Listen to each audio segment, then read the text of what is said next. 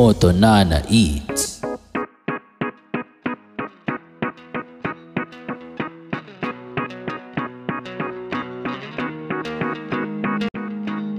Nag-CR lang si Paula and Child. Paula and Child. Meron ng pa-tiger doon. Meron na rin din sa taas. Open na rin siya. Dati wala yan eh. Wala rin tong ano to eh, yung mga kainan. Dati ito lang talaga.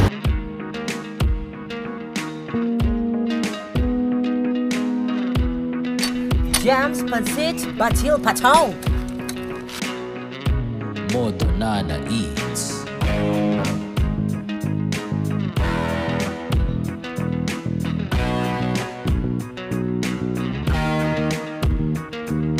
What's up mga kanawnoms?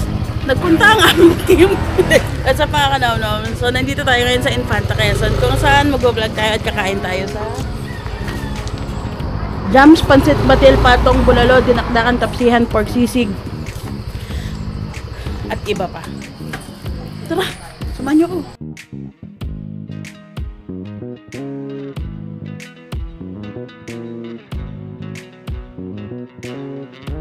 Moto Nana Eats.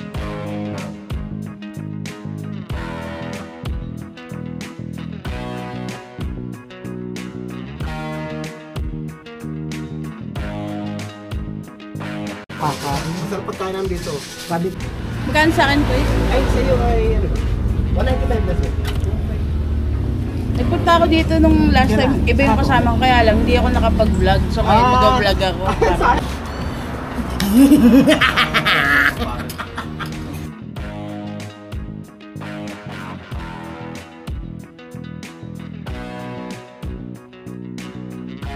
Moto Nana Eats.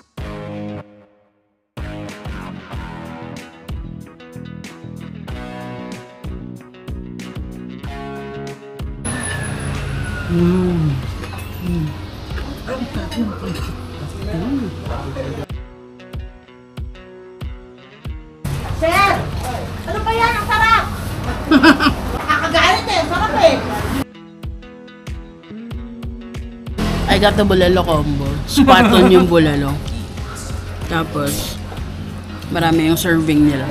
Grabe yung serving nila oh. Sobra oh. Good for 2 persons na. 2 persons.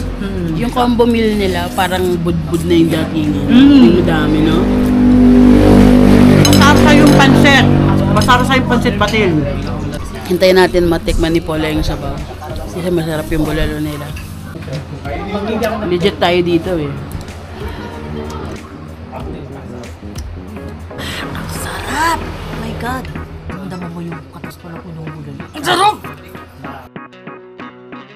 Wala pa ka-beshi mo.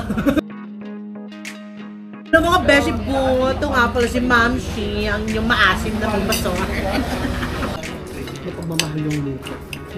Somewhere in Marilaki na, ay in Tanay, somewhere na lang kami doon kakain. Siyempre hindi ko napapangalanan kasi hindi naman kami natuloy doon. Somewhere kami doon kakain. And since medyo late na nga, alam namin na maraming tao doon kasi tinatao din yun talaga.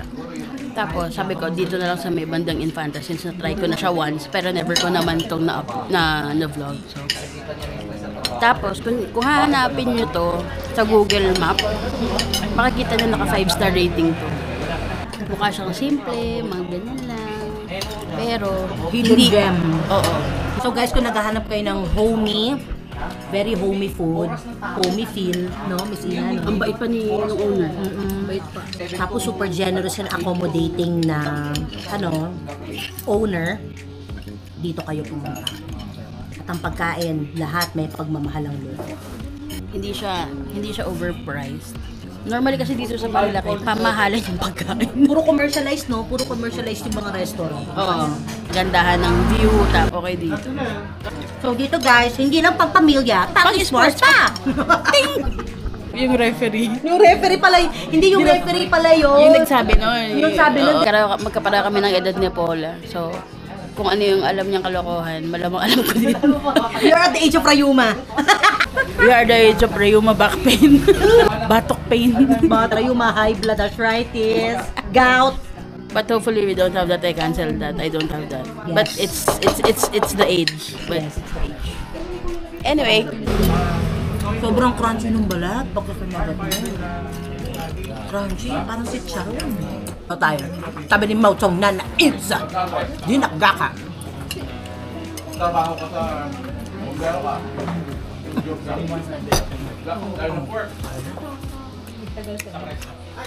Sobrang juicy. Tender. Crunchy on the outside, tender on the inside. Pakatas hanggang doon. Mukhang minarinate siya ng sobrang tagal bago sa ilo. Medyo sweet. Not so greasy. yung pancit batil patong nila masarap, pero nakukulangan lang ako sa sibuyas. Kasi yung pancit batil patong maraming sibuyas yan. Oo nga. Ayun, pero masarap siya. Solid talaga ng pagkain mo, Tay. Gano'ng katagal na to, Tay? Mga 4 years. pag natikman, ibabalikan. So ano kuya yung pagkakaiba nyo sa mga nandito? Ang sa amin una-una, affordable na. Kasi nakamura rito. Tsaka masarap eh. Ibang tignan lang. Totoo. Affordable lang kain mo, sulit.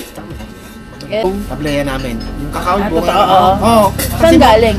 Sa bunga mismo. Ginagawa na namin. Mano-mano namin. Dito niya rin kinukuha. Kita mo yung mag-asawa niya? Pag pupunta rito yan, 3 tableya ang ininom yan. Lagi yan dito. Susunod. Ayun, tikman mo yung santo. Makapanood ang tableya rito. Puro rito sa amin. Di namin tinitipid talaga. Tsaka di kami nag-asawa. Basta sa kanila kasi may mga pukala na. Oo. Amen. Legit lang yung Legit kung talaga. ano lang siya. Ayos. Thank you. Pag puro ito yung grupo, tableya, gano'n kagad yan sila. Yung unang game. Sorry, but it's fine.